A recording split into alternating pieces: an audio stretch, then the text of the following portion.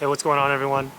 So I wanted to give you my thoughts on the crypto market and what do I think, what direction we're going from here. I think what's being messaged is that the industry is going to move on forward. Things will continue, right? This time is a little bit more different than people think, right? The blow to this industry is we don't know that how deep it is yet, right? As we get more deeper into this in the next few weeks, we're going to get an idea of what exactly is going on.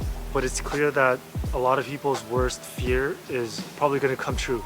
And what that worst fear is that everybody believes that there was a lot of crypto interest and whatnot because people were building stuff and different stuff was happening with culture. But it's highly probable that the entire time these different exchanges, these different funds they were the prop up for the market, right? And in some ways that could be artificial if there's a circulation of token supply that was generated by the exchanges, for example, right? And so then what would that mean is that now we are here where all of that is deflating and all of those interests and all of that market caps could have been just a mirage, right? The measurement of the industry interest may have been a little bit off. It may have been a little bit different than what most people think. And so what this means is that industry outlook, a lot of people are thinking that it's just gonna come right back, but we'll have to wait and see. I think that on the part with funds and exchanges seemingly sharing reserves, as you can see through the Twitter, there's a lot of people talking about how they were sharing the reserves. Exchanges were minting their tokens, and in a way, this is where it gets really interesting, whether those tokens have value or not. You know,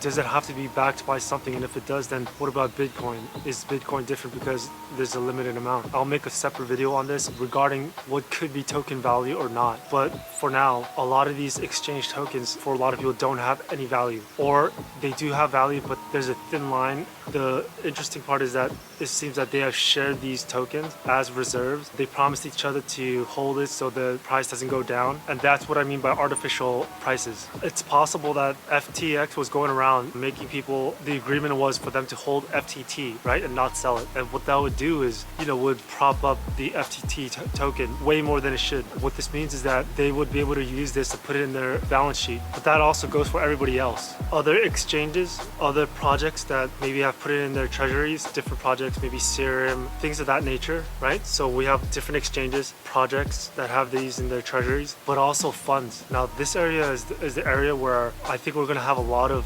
shock, right? We didn't, a lot of people didn't think that the number of funds and the amount of money that would be gone would be this sort of impact. And just not too long ago, right, the Ikigai fund manager, Travis, I believe his name is, came out and sort of admitted that a large part of his fund was on FTX. And so what this means for the outlook is that there's way more of that, but way more of one means way more of many others because it might have been all tethered, right? So what this means is that it's probable, if not likely, different funds, different projects, different exchanges, all held assets that were related or tethered to each other that did not maybe have the proper pricing to it, right? And so what that would do is basically allow these funds and propped up assets to prop up their balance sheet way more than it should, right? And there's a lot of areas where funds and these projects in their treasuries, they don't understand probably what exactly is totally not the right value, right? It is a cascading effect. That's what it means by cascading.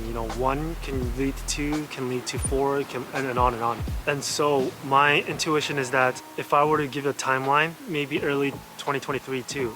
We actually have no idea. In the background, there could be a lot of scrambling, and I'm sure there are, but the thing is, would that actually amount to anything? Because we actually, again, it is a lot of entanglement. And so I think that this will last a little bit longer than we think. But then after that, what happens, right?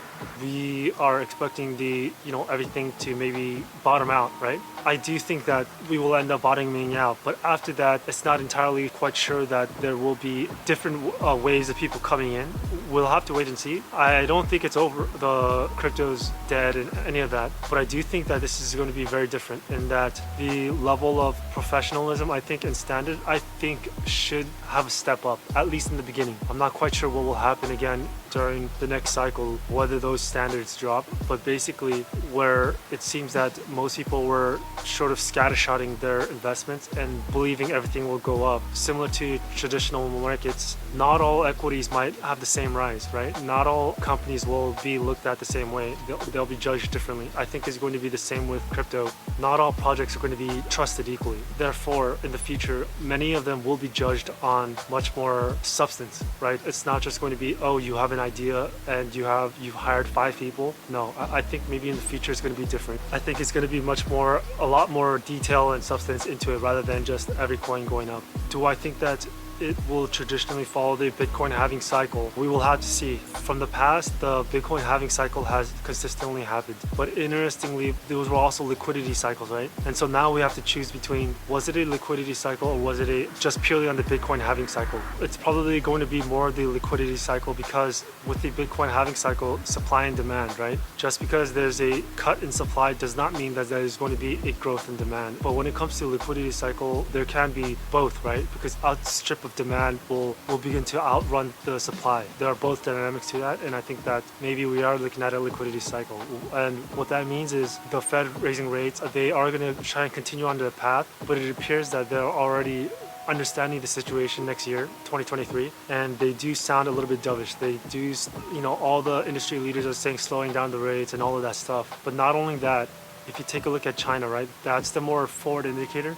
The Chinese and the leadership, they're talking about their economy and they're not opening up completely. It seems like sometimes it's being taken aback in certain media outlets, but they're acting the same way as the Fed. They're slowly trying to get people to understand that opening up soon is going to come, which means that they were waiting for inflation to come down to open up. And then what would then happen is the Chinese economy would start to get going and raise demand. And I think during that time, the Fed is also going to try and match this. Inflation will be down and they are going to really pause or go in the reverse, literal pivot. Now, when is this? Is this Q3 of 2023? Could be later, or depending on what happens with some sort of a shock, it could happen sooner, right? Maybe Q2. We'll have to wait and see, but that's what the outlook looks like for me. And if that's the case, then the outlook for the crypto industry appears that next year in the summer seems like a good time for the industry to stand back on its feet. But as far as actually making the climb back up, this FTX situation is still unfolding and it's going to be going on. The issue with this FTX thing is that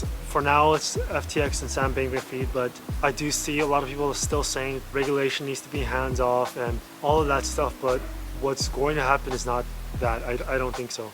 People are wondering, is this just going to be a crypto thing or can it spill over to the traditional finance area? I think the size was not large enough to have that sort of an effect on traditional finance unless there was stuff that we didn't know about again, right? So we'll have to wait and see if there's much more secrets that we didn't know about. But until then, the crypto industry size is big enough to really impact the crypto industry.